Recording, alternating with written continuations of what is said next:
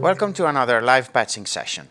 What you just heard is what I will come up with over the next 20 minutes or so in a sort of live improvisation based on 3 random techniques that I picked from our archive. As always, there will be some trial and error, and hopefully we will come up with something interesting. So let's start. Let me see. So today's random picks are the random clock number 2 that focuses on SAPÈL, the double flip sync that focuses on the BRENSO, and the percussion sound number 2 that I don't remember, we might have already used, that focuses on SAPÈL and FUMANA. We also are going to need quite a lot of falistri, and for this reason we do not have any usta in today's system. So it's going to be quite a challenge to have something musical, but let's start. So the double flip sync. Double flip sync takes advantage of this input here, labeled sync. So if you have a BRENSO, make sure to unmount it from the rack and take a look at the PCB. There is going to be a jumper on the back, and this jumper selects the behavior of this input here, which makes the yellow oscillator behave like the green one in lock or flip sync. So you need to make sure to set the jumper on the back to flip sync, and in this way the yellow oscillator will flip sync to any external source. That can be the green oscillator in cross patching or another oscillator coming from falistri, for example. In the double flip sync, we took advantage also of BRENSO's internal routing to flip sync the green oscillator over the yellow one. So let's start. First of all, I think I'm going to start with falistri's green generator. I'm going to set it to loop and medium attack and decay time, but a fast time scale, short time scale, and it will sound something like this. I can change the shape to have a more sort of a triangle. Anyway, if I take either of these outputs here, I will have a square wave, for example, which is fine. And I'm going to patch it, either of them, to the sync input. But first, I'm going to let you hear what the BRENSO sounds like.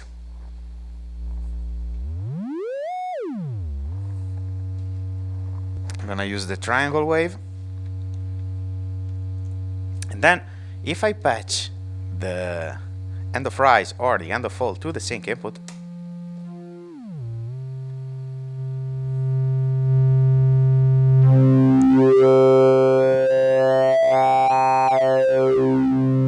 it will be flip synced to this fundamental here. Compare it when it is not synced. And once it is synced, I can take advantage of the other waveforms, like the sine, which is beautiful whistling sound. Of course, make sure, double check that all the modulation are off, or the square wave, which is going to be harsher. And I can even take advantage of the white section and then fold everything. I didn't do this in the original techniques, but I kind of like this sound, so we may get back to this. Anyway, I'm gonna keep this on channel 1, and I'm gonna pick a second triangle wave from my green oscillator. So this is the other half of the BRENSO. What I can do is to activate the flip sync for the green oscillator as well. But the point is that this now is flip synced to this one. So I can obtain this really unpredictable sound. And also in this case I can use other waveforms such as the sine.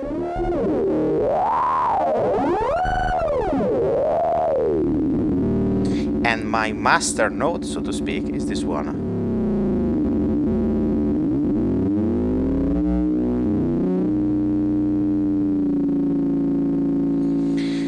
So this is basically our first technique. We will see what we can do with that. So on to the second technique that we need to mix. It is the random clock number 2. And so to demonstrate it, I am patching my main oscillator, which in this case is Falistri, to this channel here. And then I am patching sample and hold to its volt per octave input.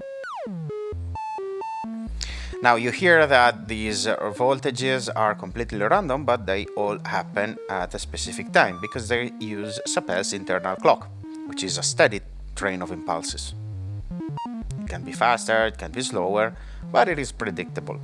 We are going to make it unpredictable, and there are plenty of ways with SAPÈL, but the one we are focusing on is a cross patch of the fluctuating random output over the gate CV input. This input is twofold. It allows you to, it has two purposes. The first one is when it is on the right, it is the modulation input to modulate the clock rate. When it is on the left, as we need it today, it is an external gate sampling. So whenever the incoming signal passes a threshold, the sample and hold samples a new value.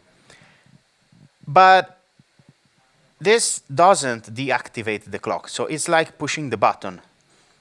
And this is a sort of automation for this button. So whenever, if our gate is high for quite a long period of time, the clock won't generate new, won't sample new values. Anyway, by patching the fluctuating random here, we are, of course, we are having the signal, we are having a high signal because it apparently is always on top of our threshold. So what we need to do is to activate the probability distribution and lower it.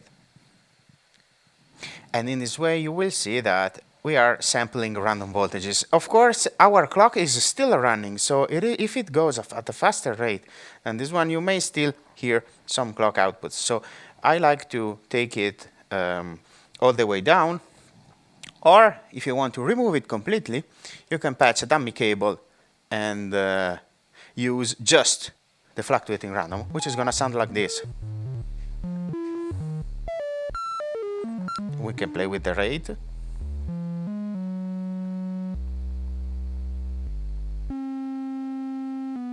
And the cool thing is that we have some random clocks right here. And we're gonna use them for our third technique, which is the percussion sounds number 2. I think that we already tried it in another live patching session, and it was fairly simple. Patch a white noise into FUMANA, or pink noise, as in this case. Regulate the input, make it flash the light a little bit. Then we're going to patch the all output to perhaps channel 4. This is our noise. And then we patch SAPÈL clock output to the modulation input.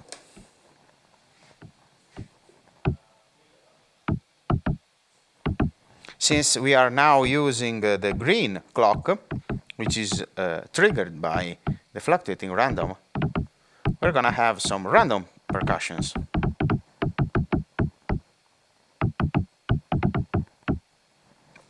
Now, instead of using the pink noise, we can use the flip sync output.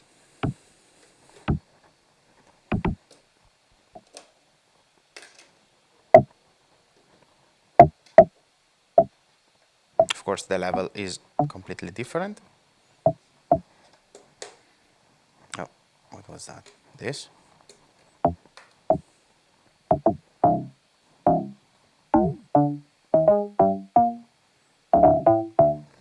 And I think that we can start to play with more random sources. For example, I think that we can use the green fluctuating random, which is very slow, to modulate our green oscillator and do something like this.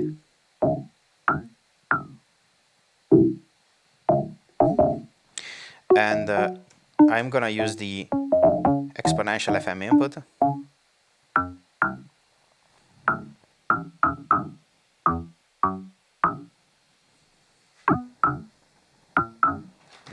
Okay.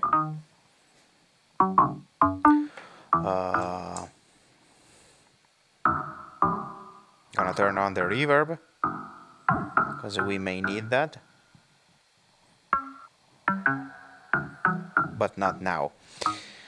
I can take advantage of FUMANA having two inputs to bring in also the yellow BRENSO's yellow oscillator. I'm gonna switch this to the even inputs and this to the odd ones.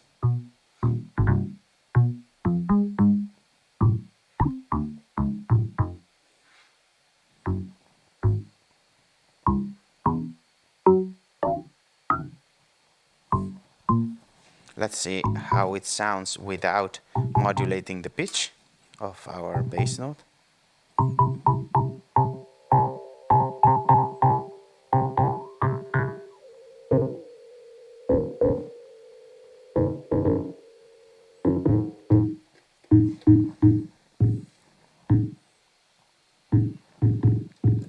Something that we can do is to create a sort of cross-patching over the yellow one.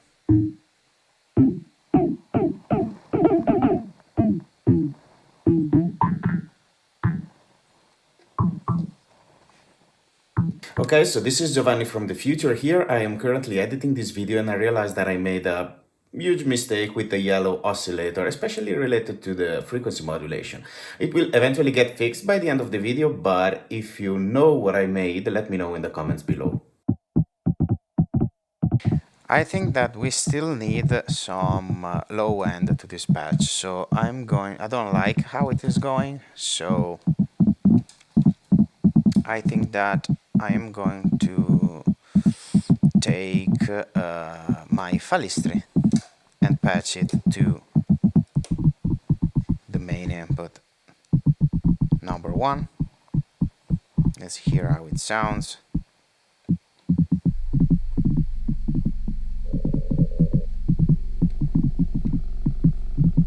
It's very low. Okay. I can add a little bit more grit by playing with the waveform.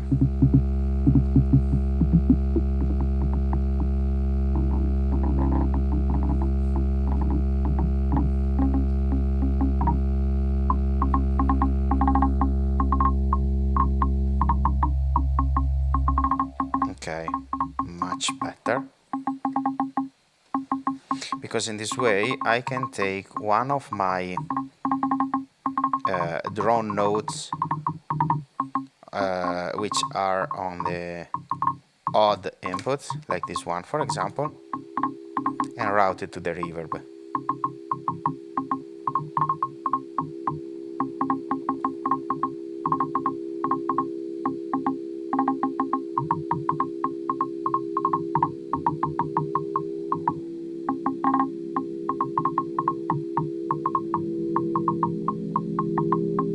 Like this.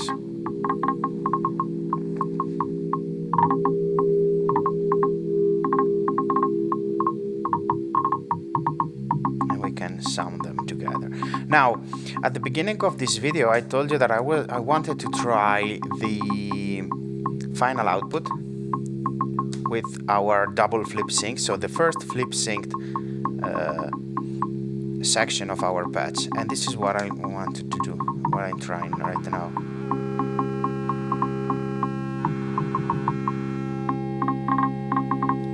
Because now I can play with many items as symmetry.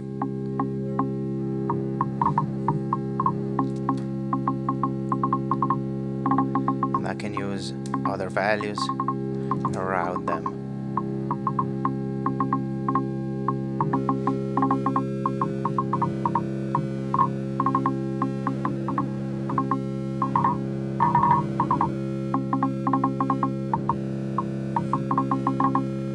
I think I'm gonna also do some cross patching. I don't need this anymore. Like this.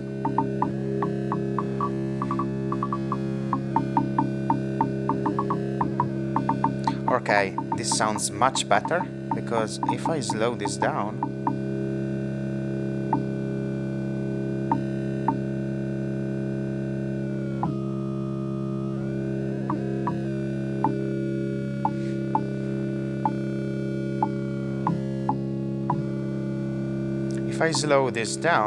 I have this sort of droning sound.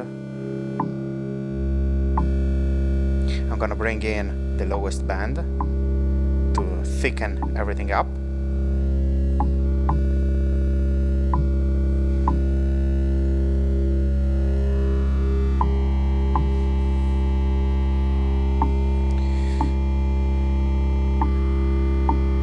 And let me see.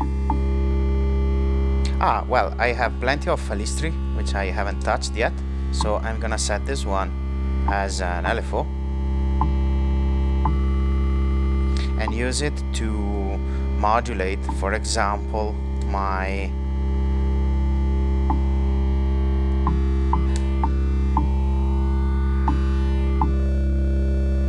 wave folder, or even I can try to use the sine wave and patch it to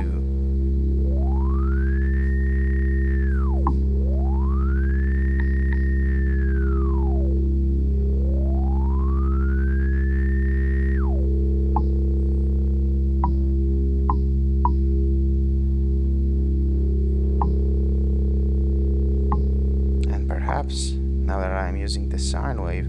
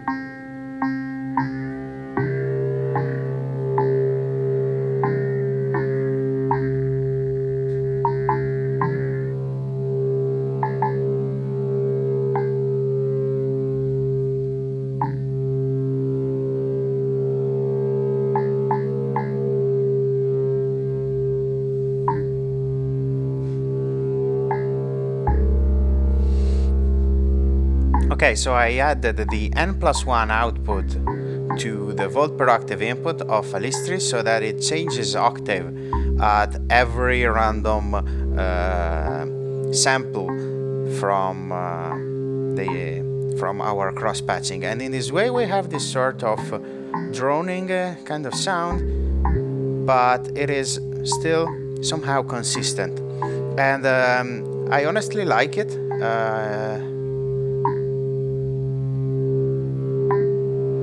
And I think that we can definitely cap it here for today. I hope you had a good time, and I'll see you next one.